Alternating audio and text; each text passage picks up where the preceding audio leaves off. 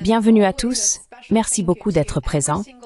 Et comme toujours, un remerciement tout particulier à chacun d'entre vous qui est abonné ici sur YouTube, sur Patreon, Substack ou qui avez soutenu mon travail d'une autre manière. Je veux que vous sachiez que j'apprécie chacun d'entre vous. La Chine réduit systématiquement ses avoirs en bons du Trésor américain. C'est très important et cela a de grandes conséquences. En juillet, selon les dernières données disponibles, les réserves de change de Pékin sont tombées à 730 milliards de dollars, soit 26 milliards de moins qu'un mois plus tôt, en juin.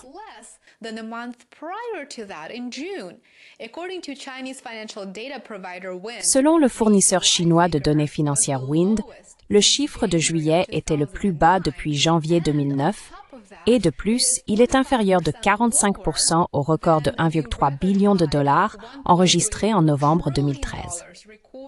Le South China Morning Post a récemment indiqué que la réduction des avoirs en bons du Trésor américain dans le portefeuille de la RPC intervient alors que les économistes chinois multiplient les mises en garde contre l'arme que représente le dollar américain, sur fond de tensions croissantes entre les deux superpuissances, ainsi que de préoccupations persistantes quant à la soutenabilité de la dette publique américaine.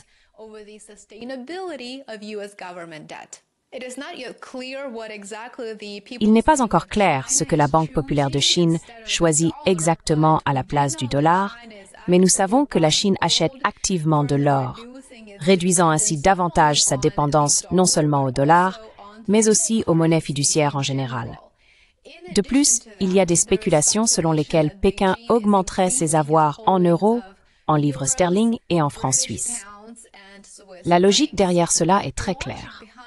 Réduire la part des bons du Trésor américain diminue la dépendance de la Chine à l'égard de la politique monétaire américaine et réduit le risque de gel des avoirs, comme cela s'est produit avec les réserves russes en 2022.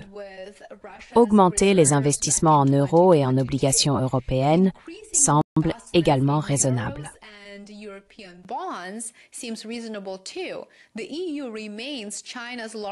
L'UE reste le principal partenaire commercial de la Chine et les exportations vers l'Europe continuent de croître malgré les efforts de Bruxelles. Parallèlement, le risque de sanctions financières en provenance de l'Europe est nettement inférieur à celui des États-Unis, même si, bien sûr, ces risques existent. Il en va de même pour la livre sterling. Malgré le Brexit, le Royaume-Uni demeure un partenaire clé pour la Chine dans les domaines de la finance et de la technologie. Quant au franc suisse, il conserve généralement sa valeur lors de la plupart des crises géopolitiques en raison de son isolement relatif vis-à-vis de l'influence politique américaine et européenne. Ce sont donc, bien entendu, des évolutions défavorables pour les États-Unis.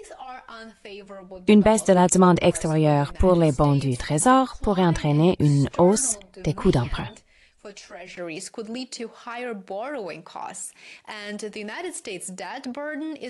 Et la dette des États-Unis atteint déjà un niveau record, environ 37 000 milliards de dollars, et cela ne cesse d'augmenter. Plus important encore, il ne s'agit pas d'une manœuvre ponctuelle de la Chine consistant à se débarrasser de ses dollars, mais d'un changement stratégique. Cela va continuer, et d'autres pays vont suivre. Les pays feront de même à mesure que la situation deviendra plus instable sur le plan géopolitique. La réduction progressive de la dépendance aux actifs américains entraîne une érosion de l'hégémonie du dollar, même si, bien sûr, cela ne la fait pas disparaître du jour au lendemain. La majorité des réserves mondiales sont encore libellées en dollars américains, mais au cours des 5 à 10 prochaines années, les analystes s'attendent à un rééquilibrage encore plus marqué à l'échelle mondiale.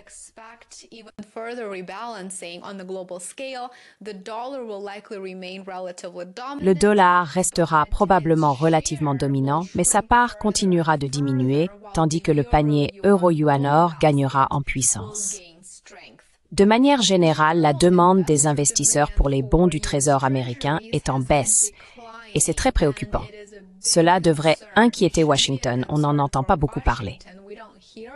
Voici ce que le Wall Street Journal a rapporté après une récente adjudication de bons du Trésor américain.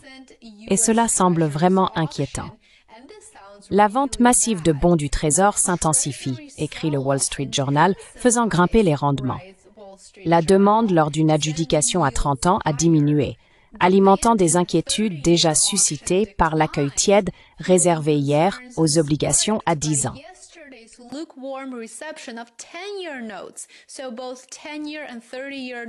Ainsi, les obligations à 10 ans et à 30 ans n'ont pas vraiment été bien accueillies. Les marchés craignent que les investisseurs deviennent de plus en plus réticents à financer le budget américain. Parallèlement, les demandes d'allocation chômage ont augmenté, ce qui alimente les soupçons selon lesquels le marché du travail pourrait se refroidir rapidement. Et bien sûr, le marché du travail s'effondre, littéralement. J'ai justement couvert le rapport le plus récent la semaine dernière. Si vous regardez cette illustration ici, vous remarquerez que la demande des investisseurs étrangers pour les bons du Trésor américain à 30 ans, pour les bons du Trésor à long terme, est en baisse. Et pas seulement en baisse, elle s'effondre. Elle est désormais à son plus bas niveau historique. La demande pour les bons du Trésor est cruciale.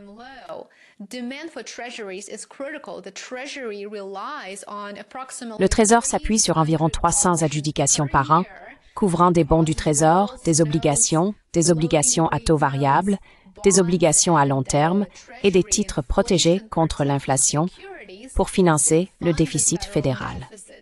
Ils dépendent donc de ces adjudications pour continuer à financer les déficits, car ils fonctionnent effectivement en déficit. Ils ne font que repousser le problème.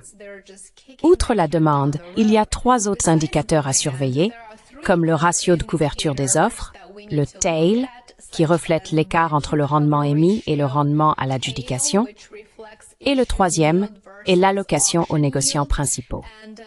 Je ne vais pas entrer dans ces détails techniques dans cette vidéo, mais si cela vous intéresse, dites-le moi dans les commentaires et je le ferai dans la prochaine vidéo.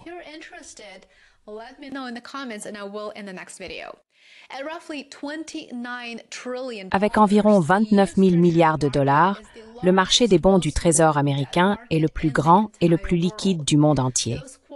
Ces caractéristiques en font généralement un secteur calme du marché obligataire. Cependant, ces derniers temps, il a été tout sauf calme. Les annonces de politique, le débouclage de positions à effet de levier et l'incertitude ont entraîné une volatilité soutenue en 2025. Les adjudications de bons du Trésor ont également été scrutées de près récemment, les investisseurs examinant attentivement les rendements et la demande, en particulier de la part des investisseurs étrangers. Les adjudications devraient rester sous surveillance dans les années à venir, notamment en raison de l'augmentation attendue des émissions de bons du Trésor découlant de la loi One Big Beautiful Bill.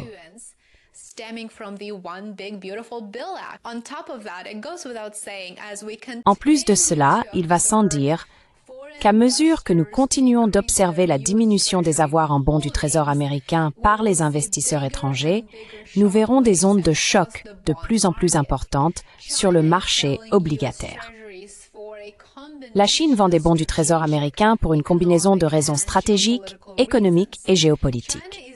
La Chine est parfaitement consciente de la manière dont les actifs financiers peuvent être utilisés comme instrument de pression dans la politique internationale. Après que les États-Unis et leurs alliés, soyons honnêtes, ont gelé des centaines de milliards de réserves russes en 2022, la Chine en a pris bonne note. Et la crainte est que lors de futurs conflits, par exemple, disons au sujet de Taïwan, les États-Unis puissent faire la même chose avec les bons de trésor détenus par la Chine.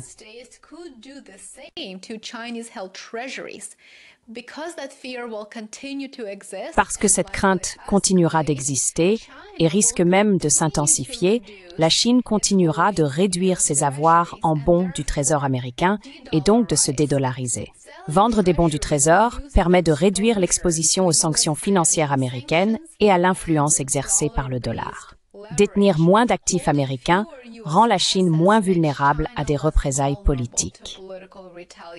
Pékin diversifie activement ses réserves de change en euros, en or, en francs suisses et même en matières premières, comme je l'ai mentionné plus tôt dans cette vidéo. L'objectif est de constituer un portefeuille de réserves plus équilibré et multipolaire. La zone euro, le Royaume-Uni et la Suisse sont considérés comme moins susceptibles d'imposer des sanctions par rapport aux États-Unis.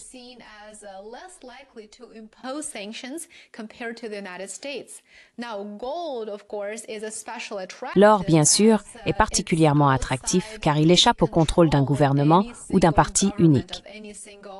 Ce mouvement reflète une stratégie à long terme visant à réduire la dépendance au dollar et à renforcer la souveraineté monétaire. Comme je l'ai déjà dit à plusieurs reprises, cette tendance va se poursuivre. Nous allons en voir davantage. De plus, les États-Unis enregistrent des déficits records et ont une dette nationale de plus de 37 000 milliards de dollars. Un endettement accru signifie des rendements plus élevés et une baisse des prix des obligations à l'avenir. La Chine pourrait vendre avant que la valeur des obligations ne chute davantage, d'autant plus que les États-Unis sont confrontés à une impasse budgétaire et politique.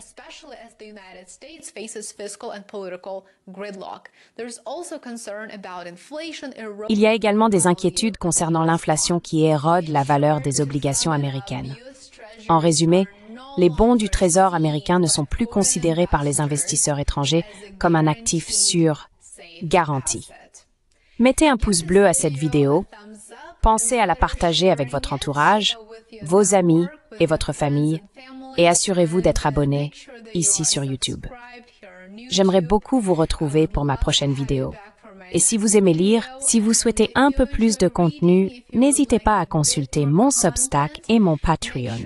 Vous trouverez les liens dans la description ci-dessous. Passez une excellente journée. À bientôt.